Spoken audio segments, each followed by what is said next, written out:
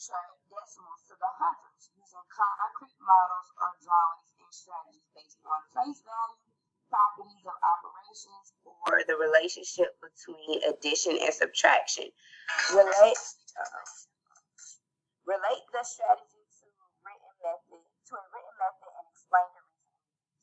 So at the end of our lesson, you'll be able to represent addition of decimals with base 10 models and number lines, represent subtraction of decimals with base 10 models and number lines, explain how addition and subtraction of decimals are related, and you'll be able to estimate sums and differences of decimals. So, come back to the Microsoft Teams app because you're gonna watch my screen for this part. So, and everybody else who's been in, you know how to get back to the Microsoft tab. Make sure if this is your first time here that you are back in the Nearpod, not in the Nearpod, in the Microsoft Teams app, and that you can see my screen. So you should be able to see what I am doing. All right. So our first question states that Lewis buys 5,600 pounds of power pasta. Marlena buys 2,700 pounds of power pasta. How much did they buy in all? Estimate the total amount of power pasta they buy. So, of course, I need to use my problem solving strategy of cubes. Well, I'm going to start with 5,600 because that represents the pounds of pasta that Lewis bought. And I'm also going to start with 2,700 to represent how much Marlena bought. Now I'm going to move to my hand in cubes, which is our question. How much do they buy in all? So I'm going to not finish with this part until I have answered what is underlined. That's why I tell you to put underline your question so that you make sure that you are not missing anything. Next, we need to bounce keywords. So I'm going to write it down and make sure that you have bounced all our keywords. Lewis buys 5,600 pounds of power pasta. Marlena buys 2,700 pounds of power pasta. How much do they have in all? Oh, well, I can box in all. That is a keyword. As a matter of fact, it's a keyword for addition. So I'm going to go ahead and set up my equation. So our equation would be 5,600 plus 2,700. But there's a next step. It says it wants me to estimate. Now let's remember what estimation is. Estimation is not the exact number or total of the problem or equation. It's just a close number or reasonable answer to our problem. So basically we use estimation to see if our final answer makes sense. So we estimate first, and then we get an answer that's nowhere near what our estimation was, that we might need to go back and check to see if we made a mistake. And so there's different ways to use estimation. I know a few weeks ago we went over adding and subtracting mixed numbers and using estimation. So now the person asking us, we want to see, are they going to have more than 1 pound or less than 1 pound? Well, I know that 5,600 is going to be between 50 hundredths and 60 hundredths.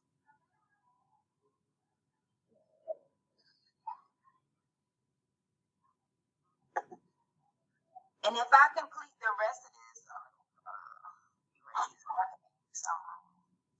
and make sure your mics are muted until I call on you for our we do section when I'm going to ask you to give me some help. All right. So we're going to start with 50 hundredths.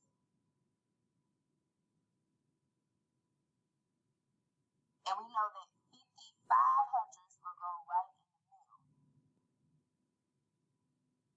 But I would know that 56 hundredths goes right after 55 hundredths. So that means that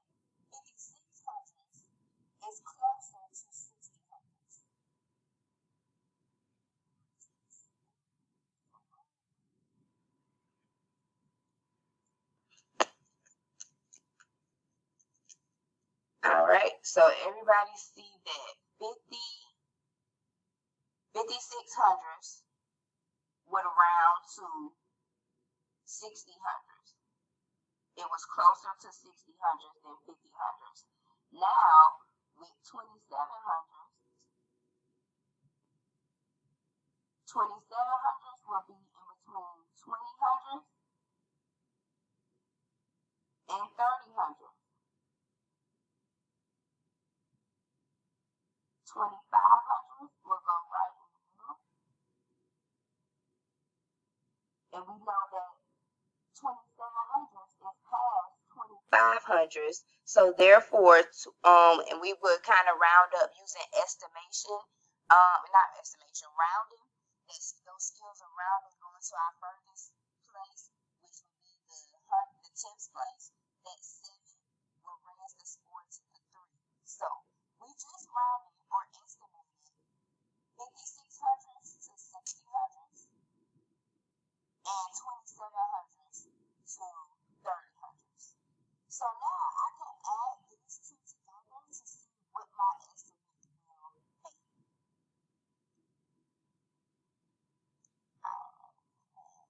Change my colors. Alright, so we're going to add these two. So 0 plus 0 in my hundreds place is 0. 6 plus 3 equals 9 in my hundreds place. Put my decimal and 0 plus 0.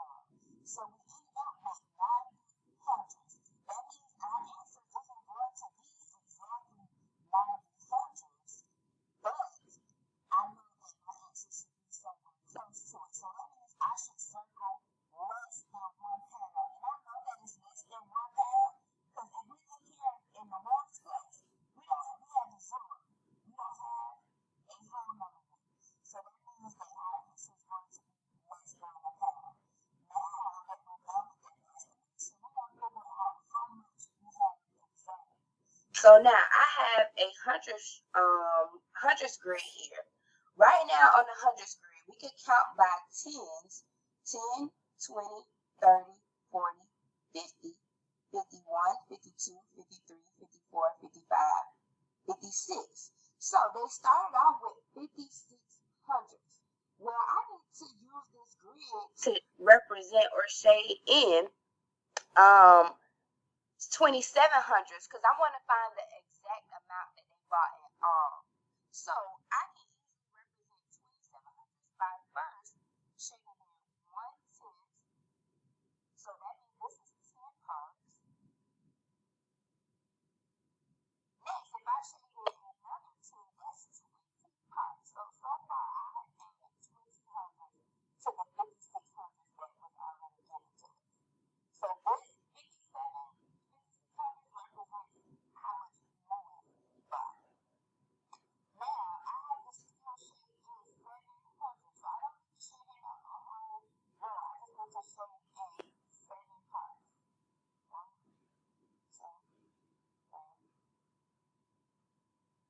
4, 5, 6, 7.